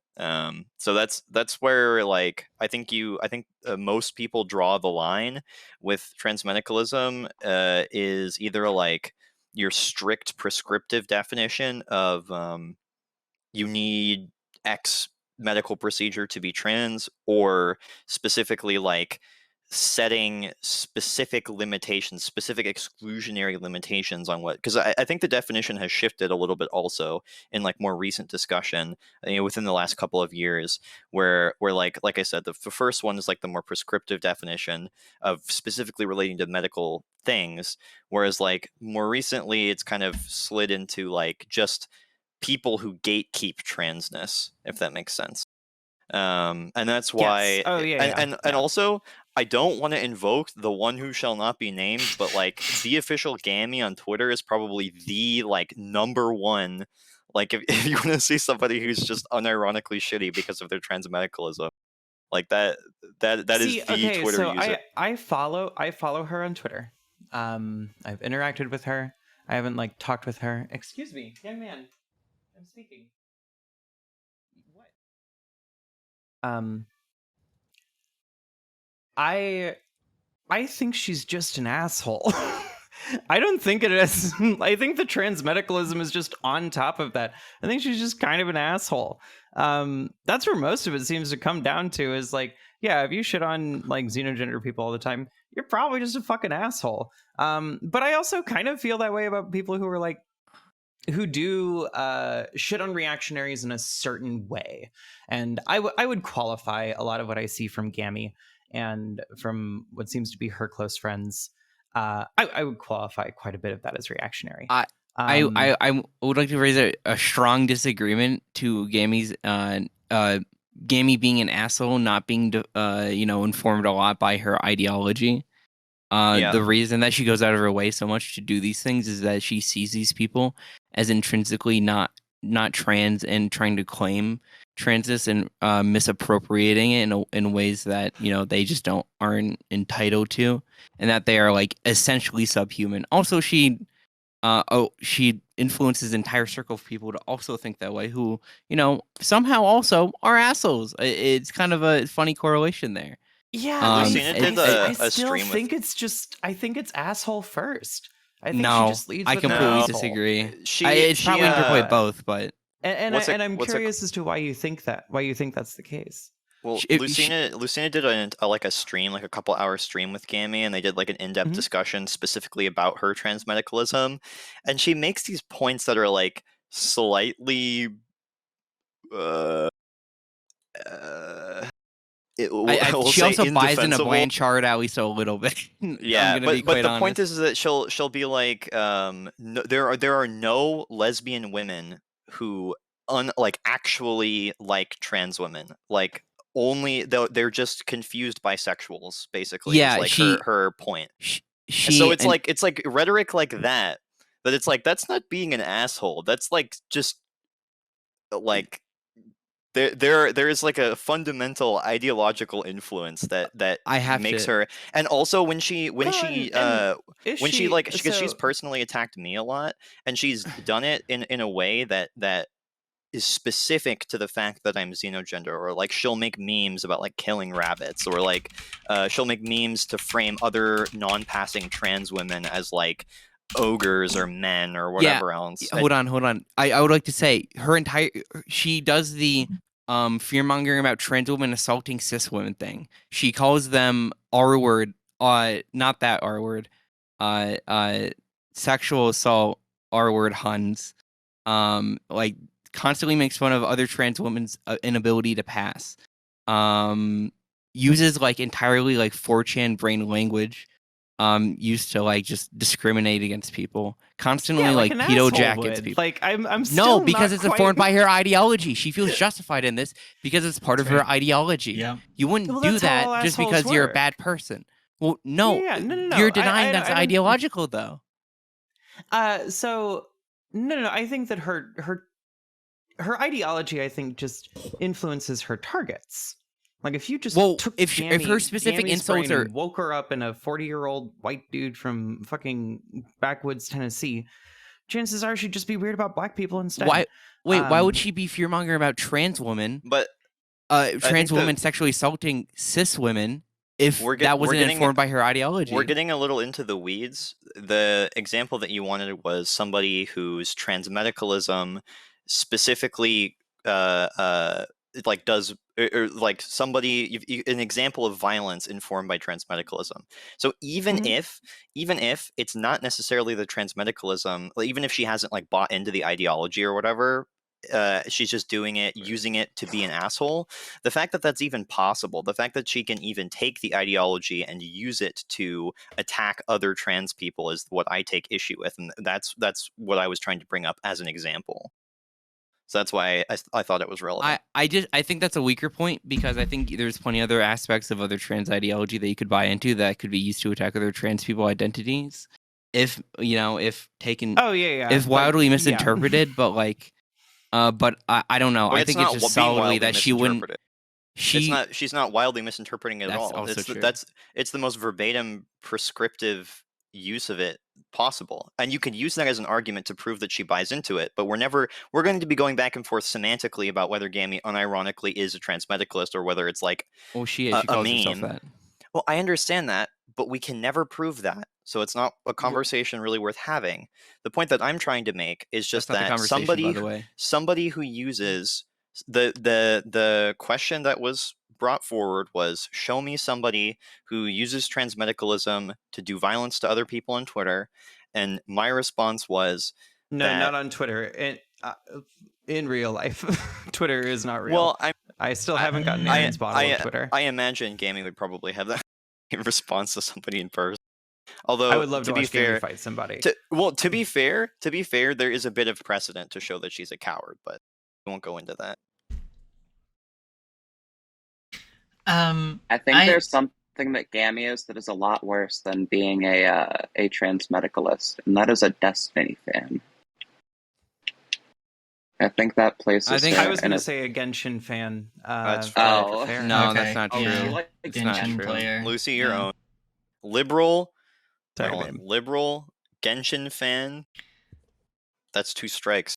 Lucy, I'm am I not a gonna have liberal. to? Am I gonna have to worry about like the FBI busting down our doors because you play Genshin Impact? No. Lucy, and change your Klee wallpaper. I don't have a Shut up. Oh my god. Wow. Well, Blown out of so the water. the conversation did get a little bit away from us, but if we were to go back a little bit, how do we feel about what can be done to kind of like resolve the differences between these two groups of people so that they're not, I don't know, at each other's throats all the time? Do we have any suggestions? Is there any way to reach across the aisle to the other side and be like, hey, we agree on a lot. Maybe chill out. What, to like trans men or whatever? Yeah. Well, no, because they are exclusionary by nature, and them extending their hands would involve dropping that ideology. They I think prioritize their purity over actually working with other trans people. Mhm. Who might deviate from that. That might not be true, but I really No, I think I agree with that. I think think you that's true. can see that in Buck Angel constantly throwing other trans people under the bus, or like constantly like making like batshit critiques of other trans people of like, you're sabotaging the trans movement by existing. Mhm. So I think it's just a fundamental ideological conflict that is like, if you were to change your mind on it, you'd no longer be a transmedicalist. So Yeah. Okay. it's kind of a non sequitur. No. Okay. That sucks. So I think there's I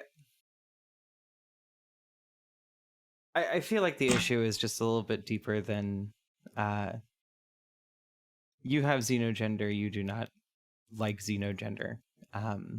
It's more about a fundamental misunderstanding of how gender functions and Well, and the not barriers that I you draw wouldn't- around that for Ooh, what babe, is a and I valid trans think- experience. I think that's the problem. I wouldn't say that it's a misunderstanding. I would say it's a disagreement. And I disagree with think that.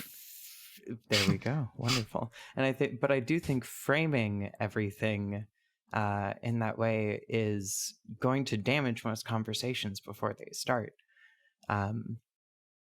You know, I have a lot of sympathy for like how difficult it probably is and how shitty it must feel like to interact with and see that shit, and for that shit to like find its way to, you know, your timeline, your conversations, your home.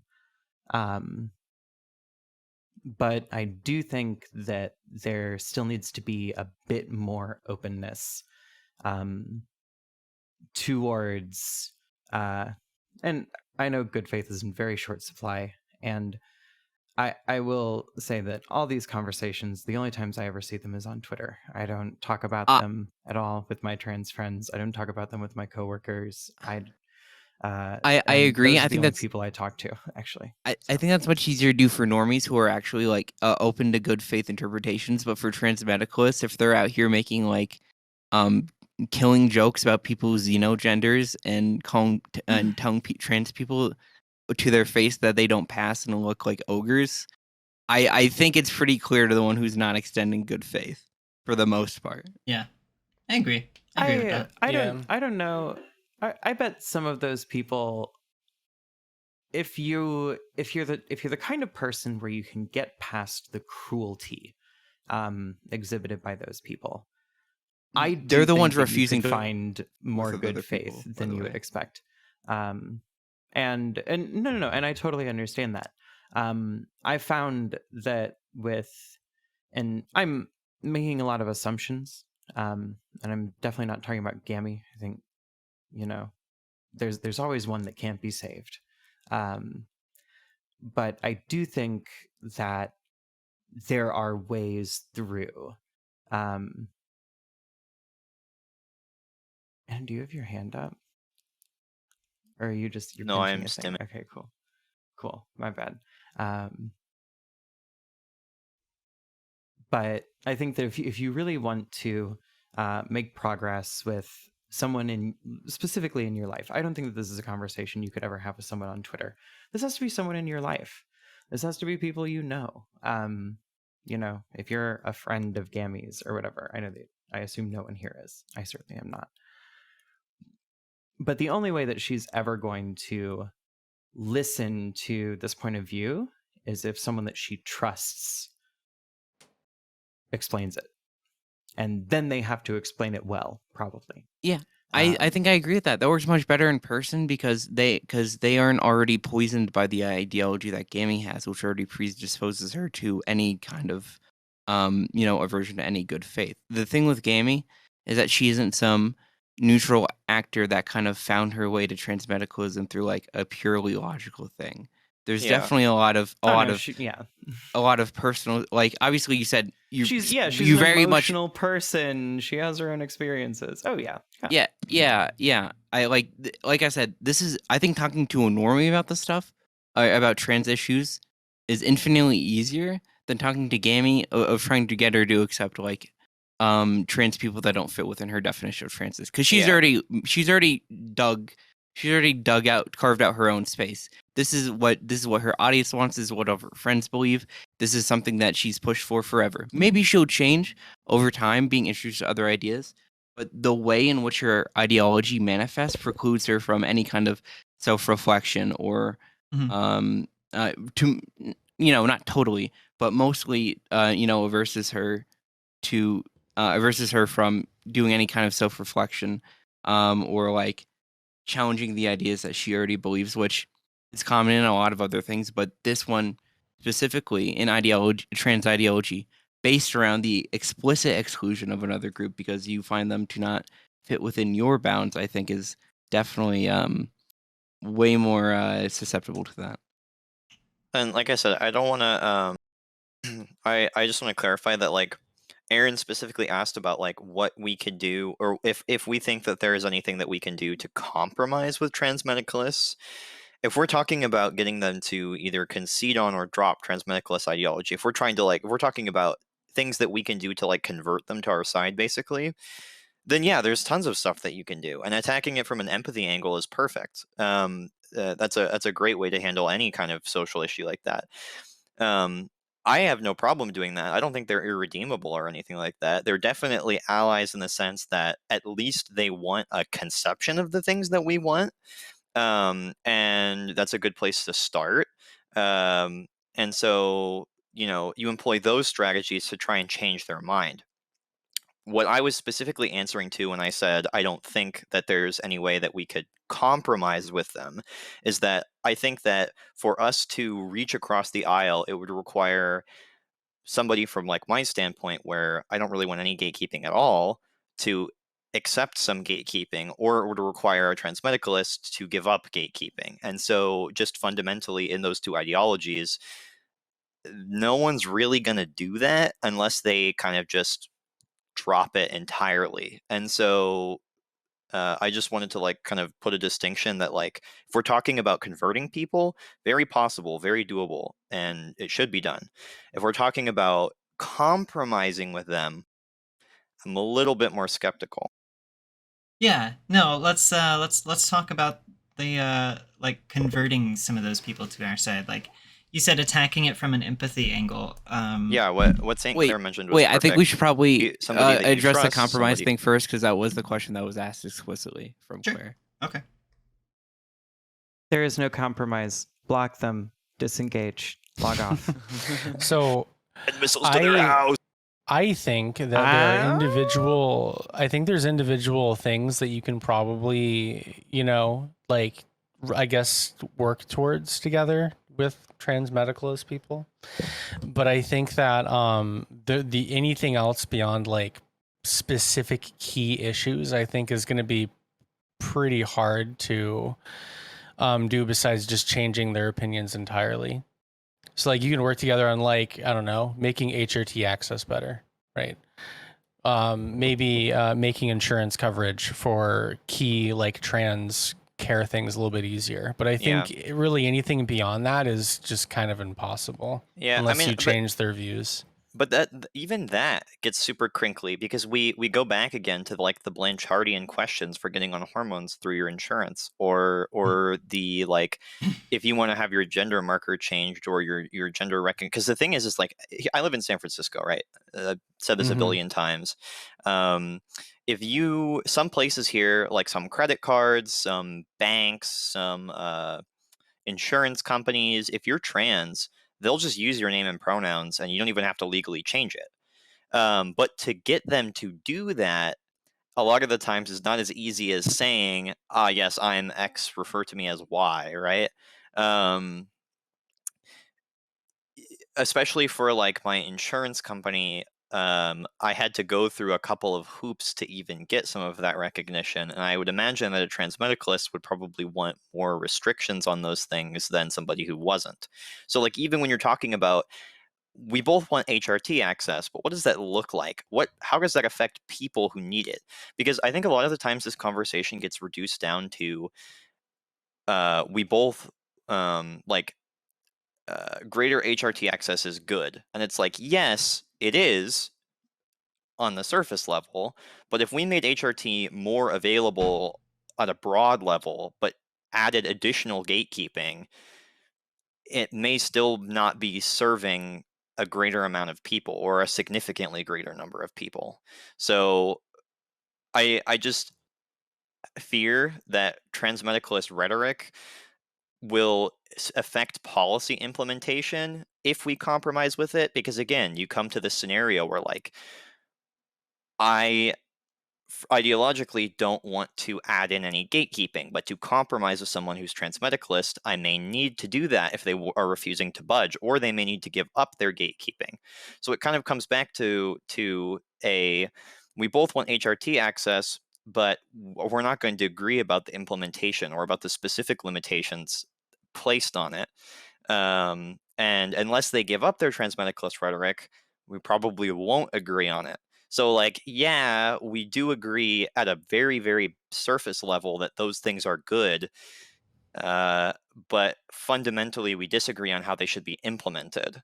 So I don't really know how much, other than an extremely generic trans rights front, you can have with people who are transmedicalist. And even then, it comes down to, like, again, the trans liberation versus trans assimilation question, because a lot of transmedicalists are pretty outspoken assimilationists. And if you talk about trans rights, what does that look like? Does that mean trans rights within the scope of blending in and disappearing into cis society? Because that cuts a lot of trans people out of the question. Does that look like trans liberation, or like sort of carving out space in cis society for trans people to exist and to integrate if they choose? That kind of flies in the face of transmedicalism a little bit. So it's definitely a little bit more complicated than that. And it's why I tend to say that I'm not willing to compromise with them, but I am willing to convert them. Yeah, that's fair. I would say, as That's fair. someone who is about to go to bed, that, which I'm going to do actually, like, basically right now. It was really nice meeting you all. Yeah, you too. Thank you for having me on, Aaron. Of course. If I had to recommend anything, as someone who I relate a lot to what I think is the transmedicalist point of view. the way that I would recommend approaching it, and you figure this one out on your own, is treat xenogender as being separate from gender. I think that, Anna, you said something where the concept of someone who needs HRT. I think if you need HRT, need it for whatever reason, a doctor will probably give it to you. Personally, I think that a little bit of gatekeeping is okay. Having known people who've gone on and off of HRT, I think that it is important to, and this isn't like trans people's fault, and certainly isn't the fault of anyone who's detransitioned, but it is often necessary to deal with some things before dealing with HRT, or alongside of, in addition to, like, it's all rolled up. But I personally, my concern as someone carrying the trans medicalist mantle right now, is that there are people who are, as far as I can tell, treating their gender dysphoria with HRT and not necessarily treating any of their other shit. And very, very, very, very, very occasionally, it's like, what, 1% of 1%, like fucking their whole ass lives up as a result of it. I think that that's probably where a little bit of the concern is, because every one of those people who fucks up their life is this big grand narrative that a right winger can tell everyone in their audience about and get them to think like, oh, this is terrible. Look at what the transes did to this person. Every one of those stories is ammo against us. And I think that's, that's where most of the shit comes from. It's like a fear of very real negative experiences coming back to bite us in the ass. So I would recommend, if you're talking to someone who you want to compromise with, getting them to think about your xenogender, even if this isn't actually true, at least getting them to think of it as something that happens, as well as the issues that you have with gender according to their definition. I think that might help clear certain things up. And I'd encourage you to try it and let me know if it works, because it might not fucking work. But I'm very curious, because I'm going to try it out too. Hell yeah, that's awesome. We need to talk sometime. You're cool. I like you. Thank you. You're also very cool. Me and Not Celine, true. I don't know if you know at Estrogen Vamps on Twitter, but me and Celine do that all the time. We talk about the hormones that we've taken, the fact that most xenogender people live either as binary trans people or as non-binary trans people before they even That's what I'm stumble fucking onto saying. xenogender. All this shit. So yes. we talk about our surgeries, talk about our hormones, talk about all of our fairly normative trans experiences, and a lot of people don't care about that. A lot of the like Destiny Sphere people or Gammy Sphere people I've interacted with just go, you use neopronouns, you're not trans. Yeah. So no, it Claire, sucks. That's exactly what I told you in our conversation in July. Like that's exactly the position I took. I think that might work for normies. I think it may be an angle for like specific normies, because I think people offline are going to be a little bit more receptive, like I said, to like empathetic rhetoric. But I don't know, people online tend to be the like algorithm informed, like outrage click cycle type beat MF. And literally the question that started this whole thing was, are we too internet poisoned to have real discussions online anymore? And I think the answer we've arrived at through your inquiry here is yes. That the people are so algorithm driven. And I was literally just talking about this with another trans woman that I know, who works at Google, who works on like algorithm stuff. She was saying that this exact topic is extremely bleak, that people nowadays just believe whatever they want to believe, and it's reinforced by their algorithm habits. And we live in constant echo chambers. And that's why you have like these rampant, like insane populists like Donald Trump and Ron DeSantis who can say things that are just patently false, and an entire section of an internet algorithm will make it true for them. So Yeah. I think these conversations are a lot more effective offline. I think these conversations, like you said, are a lot more effective when it comes from a trusted person. And you're going to change people's minds, not necessarily on Twitter. And this is why I've always not really been a huge fan of like online debate culture and stuff. Because Yeah. I think I think It's kind of dopey. Yeah. Well, while we're talking about changing people's minds and having real life conversations, let me take this opportunity to once again plug the transalculture.com.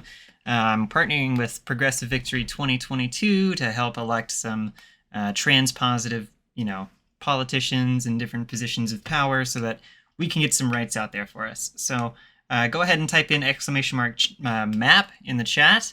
That'll pull up the map that we're looking at here for what areas we want to focus on. You go to transalculture.com, check that out, sign up for some volunteer shifts, and get involved. Let's get this done. Yeah, hell yeah. All right, I'm out. Have a good night, everyone. Aaron, thanks for having me. Thanks for coming. Love y'all. Be good. It was nice See ya. talking to you.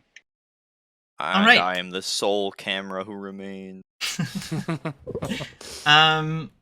Does anybody want to respond to any of the other stuff that Claire had to say before she left? No? Okay. Does anybody else want to say anything about this conversation that we're having before we wrap up? I think Claire's pretty cool. Yeah. I'm kind of miffed she didn't say I was cool too, but that's fine. Damn. That's Your fine. own Lucy, Annabelle got all your the own. praise. I'm That's clout good. clout sharking. It's good. Yeah.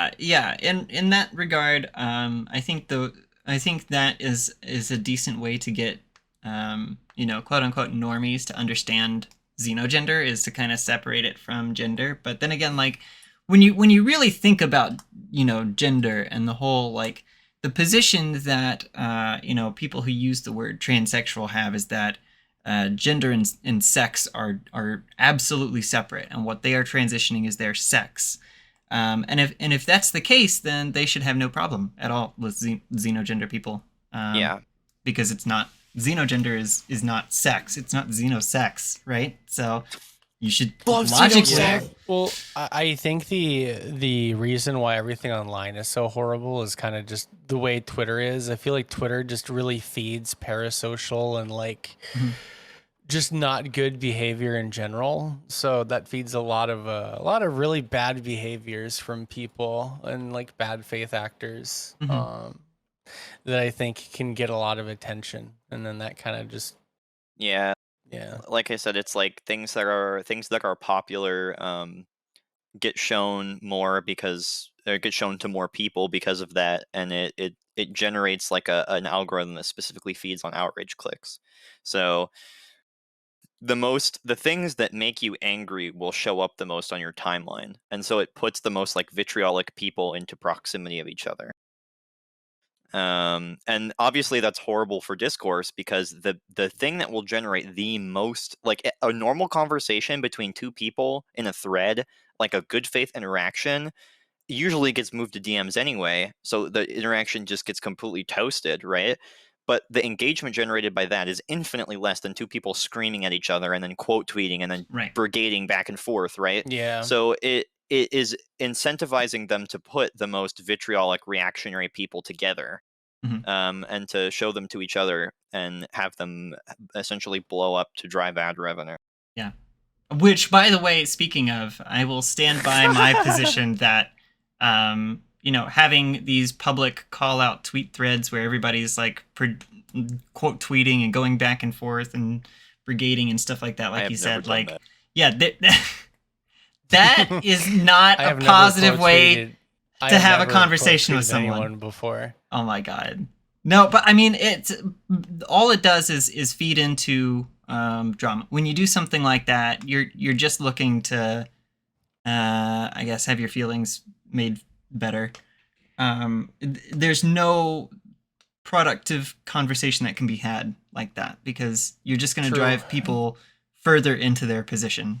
So I mean, yeah, make fun of people if you want, but Well, I think Twitter in general, I don't think you're probably going to change many people's views, to be honest. Like, I've never Probably approached not, Twitter no. that way. So when I quote tweet people, usually it's just like people that I find like dumb if I'm getting angry at them. And I don't think I'm actually going to change their mind, but I can have some fun, I while think they're there's people annoying who are me. definitely worth quote tweeting if you're really just trying to dunk on somebody. Dunk Yeah. brain is a disease, is a real disease. I think it's easy to fall for, but I think the occasional dunk on some like dumb idiot you see is fine. No, yeah, I mean, I don't mean to say that there's anything wrong with that. Just that you're not gonna have like a Yeah, if you're trying to engage in a real conversation, that immediately reads as bad faith, and nobody's gonna. It depends on the people you're quote tweeting. Like, I had someone in my mentions that was like using my phrenology of my face to say that like I'm Jewish, and like, yeah, I'm gonna quote tweet and make fun of that person. Yeah. Yeah. I also think that's just worth making fun of, but yeah, you don't have real conversation that way. Yeah, I also think using Twitter as like a meme app where the sole purpose is to like dunk on each other is totally fine. I don't think there's literally anything wrong with doing nothing but shit posting and trolling. I really don't think that it matters, especially because the online environment is like designed to just be people screaming at each other unproductively. I've pretty much always thought that. I've never really been. I think I think social media can be used as like a good tool to share information and to spread awareness of things. But beyond that, like, I don't really think you're significantly changing anybody's mind or doing real online activism beyond like some kind of like brute force, like Kiwi Farms assassination type thing. Yeah. Certainly not your average 2,000 follower Twitter account who said something dumb. Yeah. Well, I mean, social media is good for organizing, I think, and finding people who agree with you and friends and stuff like that. Finding hot people. Yes, true. Twitter is probably the most base dating app there's ever been. But that aside, I think that at really you're not going to have any kind of like online debate. Really, is not going to change anybody's mind. So yeah, I think it's great to help find you friends and people that you can agree with and have a good time with. But I think if you're looking to change people's minds, I think you need to get involved with a volunteer project. Yeah, do something in the real world. The best thing that you can do, the literal best thing that you can do, is mutual aid. Yeah. Volunteer at a food bank. Volunteer with your homeless. If you live in like a metro, volunteer with homeless outreach. Volunteer for community service projects. Doing things that directly improve people's lives, like red shirt movements, are literally built off of the idea that like liberals sit around and do nothing but like talk to each other in their ivory towers, while like leftists actually do things at a ground level, so that people who are suffering, people whose votes are disenfranchised, see that. And when they think about who helped them in their time of need, it wasn't whatever liberal mayor or liberal city council member. It was the progressive leftists. And it helps them. It galvanizes them to vote for a more progressive candidate on the ballot. And part of what we need in especially the US to make this more effective is ranked choice voting. Yeah. Ranked choice voting. Yeah. So that way we don't have three progressives and a liberal and a conservative on the ballot, and the conservative wins because there's 16%, 16%, 16%, 16%, and then like 18%. Yeah. But yeah, the absolute best thing that you can do to get people to vote blue down is mutual aid and community service. Yeah. Yep. That's exactly it. Does anybody else have anything to say on the topic before I wrap up the stream for the night? Follow Lucisev on Twitter. Oh, we're doing shout-outs? That's fucking true. Do not follow me. I'm not a rabbit. I'm a cat. You can see my cat ears. Cat rabbit. Do not follow cats on Twitter. Do not follow at Anna Bunny, or wait, it's not even my ad anymore. Do not follow at Femboy Lifestyle. There, you will not find a rabbit there. Follow at Imparitas for cool cat pictures and funny memes and unfunny memes. All right. Anybody else? That's it? You can find me at Evil Euphoria Tori, at least for now, until Twitter support decides to be useful. Yeah. So. Good luck with that one. I'm sorry, Tori. Yeah, it's very frustrating, but I got 3,000 followers within a month, so That's not bad. I'll take that. Pretty good. All right. Well, thanks everybody for coming out. Thanks, chat, for being here. I'm going to go ahead and wrap up for the night. I'll probably be back tomorrow night. I want to do some Animal Crossing streams. So catch you all later. Take care. Have a great night, okay?